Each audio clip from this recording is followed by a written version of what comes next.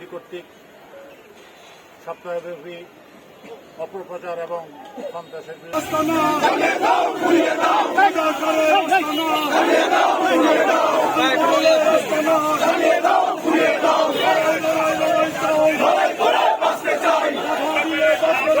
বিদায় হয়েছে, কিন্তু ফেসিসের প্রেতাত্মারা এখনো ধ্বংস হয়নি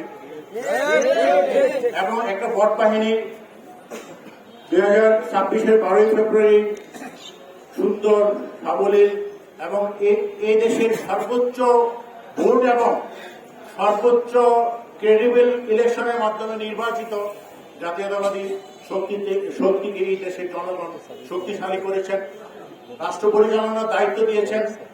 এবং আপনারা দেখেছেন সাংবাদিকবৃন্দ, আমাদের মাননীয় প্রধানমন্ত্রী পার্টির চেয়ারম্যান কি মানবিক রাষ্ট্র নির্মাণের জন্য ডে ওয়ান থেকে উনি নিরলস প্রচেষ্টা চালিয়ে যাচ্ছেন।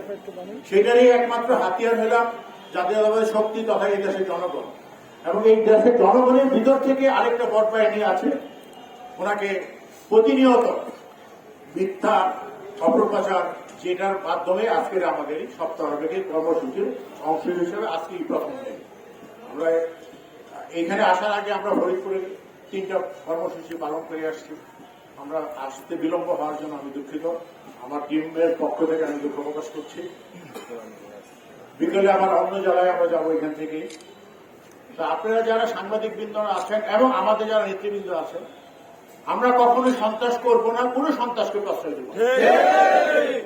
কোন ফ্যাসিজমের যে অবসান ঘটেছে, কোন মানুষ আমাদের মধ্যে থেকে যেন ওদেরকে কাউকে কখনো কখনো কোনো জায়গা থেকে আমরা শুনতে পাই ওদেরকে আমাদের মধ্যে থেকে কেউ তাদেরকে প্রশ্রয় ফিরিয়ে দেয়।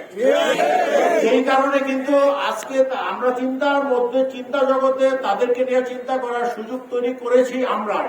সুতরাং তাদেরকে নিয়ে আমরা কেন চিন্তা করব? তারা তো এই দেশে অপরিহার্য কিছু ছিল না। তারা কিন্তু এই দেশের প্রাসঙ্গিকতা অনেক আগে 2024-এর 5ই আগস্টের প্রাসঙ্গিকতা হারিয়ে ফেলেছে। তো ওই প্রাসঙ্গিকতাকে আমরা প্রাসঙ্গিক করে যেন না ফেলি, সারা বছর ব্যাপী কিন্তু আমাদের কর্মসূচি থাকে। কিন্তু যেমন পুলিশ সপ্তাহ থাকে, যে জাতীয়তাবাদী যুবদল বিচক্ষণ নেতৃত্ব আমাদের জনাব আব্দুল মোনায়েম মোমনা এবং মোহাম্মদ নুরুল ইসলাম নয়ন এমপি মহোদয় বিচক্ষণতার সাথে একটা সপ্তাহব্যাপী একটা কর্মসূচি ঘোষণা করেছে। আমরা যেন সারা দেশব্যাপী এই টিম নিয়ে যার অবস্থান থেকে আমরা এটা বোঝাতে যেন সক্ষম হই, সন্ত্রাস কখনো কোন কল্যাণ বই আনতে পারে না। আপনারা গত 3 দিন আগে দেখে থাকবেন, নারায়ণগঞ্জ সোনারগাঁও এমপি কর্মসূচির অংশ হিসাবে আমাদের টিম ফরিদপুর বিভাগে অন্তর্গত রাজবাড়ী জেলা যুবদল কর্তৃক আয়োজিত আজকের এই এবং মিছিল পরবর্তী